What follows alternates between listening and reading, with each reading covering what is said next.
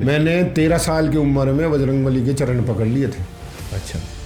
तब से मैं पाठ कर रहा हूँ हनुमान जी के, और आज भी बजरंगबली की इतनी कृपा है कि मेरे से जैसे आप और अपन बात कर रहे हैं ना, दिखते नहीं है, नज़र नहीं आते हैं, लेकिन मेरे दिल से ये आवाज़ निकलती है, मैं कह रहा हूँ वो सुन रहे हैं, मेरे आंसू तक आ जाते हैं बाबा के नाम से। इतना मुझे प्रेम है बाबा का। मैं आपसे ये पूछना चाहूंगा कि बजरंग बली को हर पहलवान जी अपने अखाड़े के अंदर सबसे पहले विराजमान करते हैं। मतलब जो भी पहलवान जाता है वो सबसे पहले बजरंग बली का आशीर्वाद लेके ही पहलवानी करता है। देखिए बजरंगबली तो सबके गुरु हैं और सबके दाता हैं। ये तो पहलवानों की तो सबसे पहली ही इच्छा है कि बिना बजरंगबली के तो अखाड़ा है ही नहीं। अच्छा। अखाड़े वाले सारे ही बजरंगबली को मानते हैं। सबसे पहले बजरंगबली को हाथ जोड़ के फिर बाद में उससे आज्ञा मांग के ही कुश्ती लड़ते हैं, बाबा देते हैं, साथ देते हैं। अच्छा। और ऐसे भी अगर मान लो कोई भी आदमी अगर साधारण भी जो पहलवान नहीं है वो भी सेवा करे तो अच्छी बात है, बहुत अच्छी बात है। बजरंगबली की सेवा करनी। हाँ, बजरंगबली की तो अच्छी सेवा है।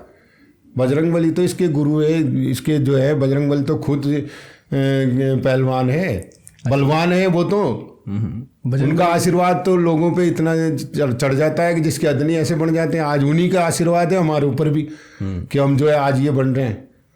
मैंने 13 साल की उम्र में बजरंगबली के चरण पकड़ लिए थे। अच्छा।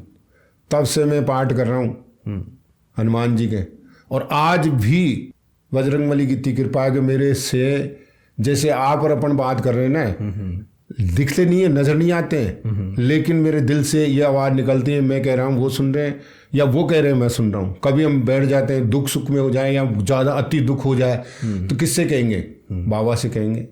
जब मैं बाबा से कहता हूँ तो मेरे आंसू तक आ जाते हैं बाबा के नाम से।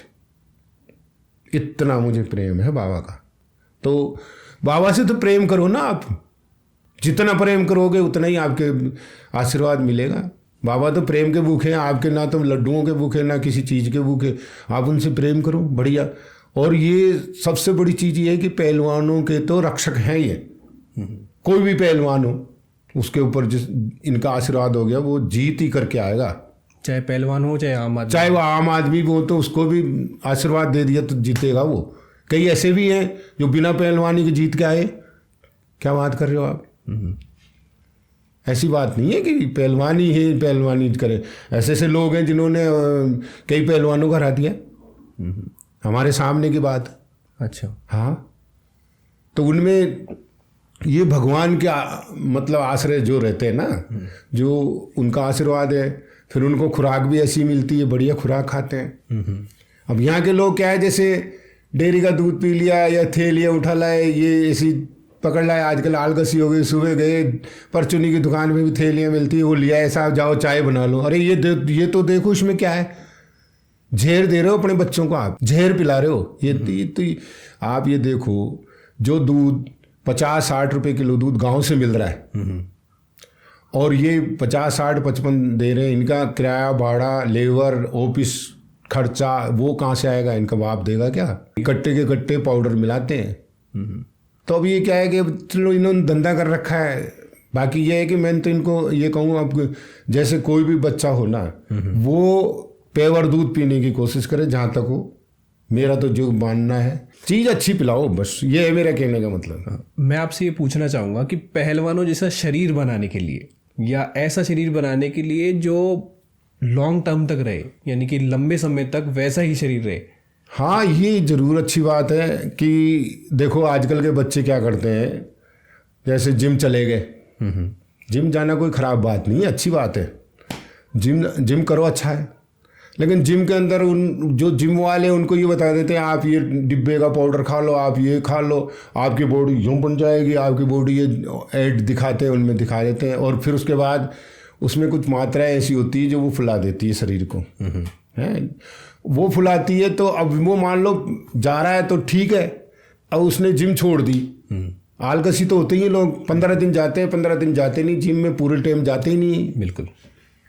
तो अब उसमें क्या होता है, जैसे बीच में छोड़ दी तो वो फिर लूजर हो जाएंगे, पिलपिले हो जाएंगे, शरीर एकदम शरीर खत्म हो जाएगा, बिल्कुल ऐसे लग जाएगा। कई को तो बीमारी हो जाती है, कई कई लोग तो इससे मर भी जाते हैं। इस पाउडर से हालत ख़राब हो जाती है कि कोई ज़्यादा ले जाता है मात्रा में जल्दी दिखाने के लिए। ये भी लेना चाहिए आदमी को हिसाब से। अच्छा, बिल्कुल, किसी की कोच की किसी डायरेक्शन में, किसी कोच के साथ लेके कि सर मैं कितना ले सकता हूँ, और कैपेसिटी उसकी है नहीं इतनी, और उससे ज़्यादा वो मान लो ले रहा है तो वो कहाँ पचा पाएगा। बिल्कुल, ओवरलोड हो जाएगा। वो चीज ताकत तो वो तो मांगेगी, वो तो शरीर फुलाएगी यूं, अब उसकी क्षमता है नहीं, नुकसान करेगी। आजकल के लड़के दिखावा करने के चक्कर में, दुनिया को दिखाने के लिए कि जल्दी शरीर कैसे बन जाए हमारा, उस चक्कर में ऐसी कुछ चीजों को यूज कर लेते हैं। नहीं, वो ऐसा है कि ये लोग दिखावा है ना, वो दिखावा कितने दिन का होता है, थोड़े दिन का होता है, फिर खत्म।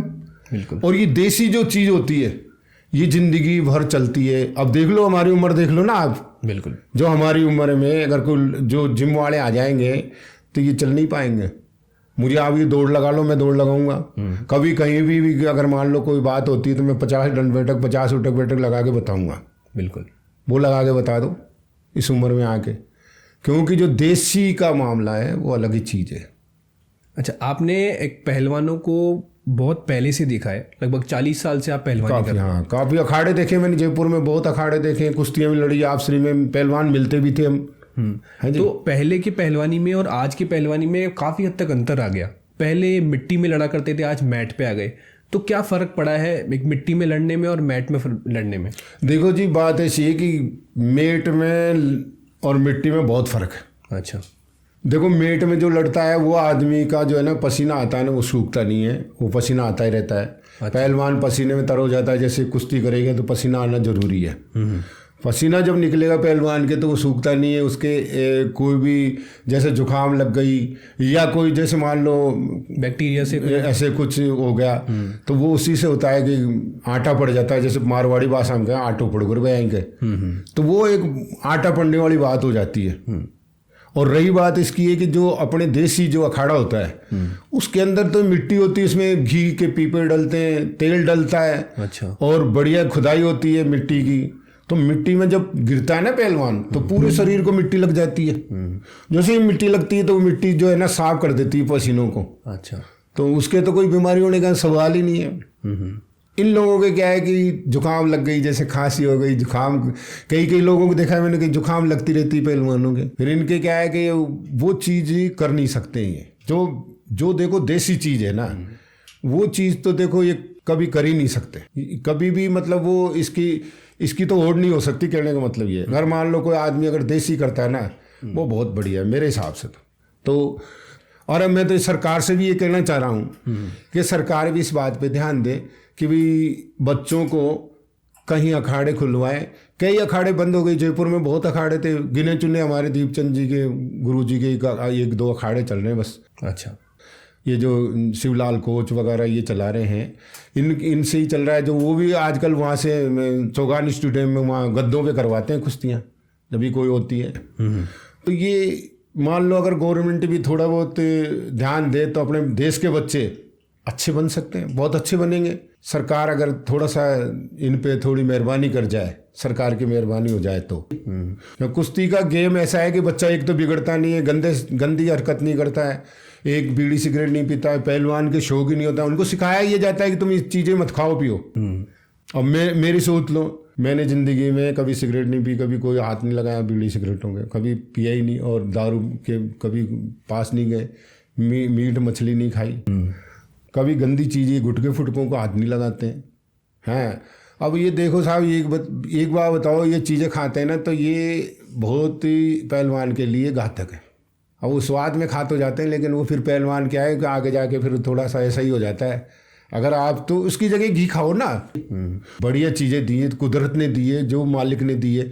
आप भैंस का दूध पियो बढ़िया, आप घी खाओ भैंस का, वो चीज़ें हैं। बिल्कुल। मैं तो यही कहूँगा कि हर बच्चे को कम से कम 1 किलो 2 किलो दूध पीना चाहिए डेली का।